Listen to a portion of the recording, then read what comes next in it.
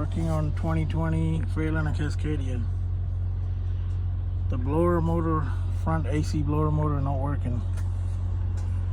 Customers say he already replaced the blower motor, but still not working.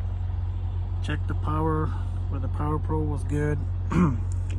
Check all the fuses were good. There were a few fuses missing, but wasn't related to the blower motor. Check the ground, found it's not getting ground.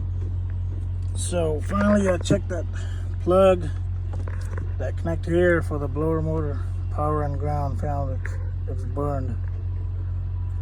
So before you change your blower motor, make sure you check your ground and the power.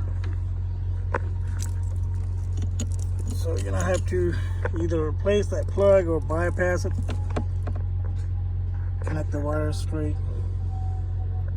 and that should be it. When I give a ground to this black wire on the blower motor with the power probe, and I give it ground, it started working fine. So there you go.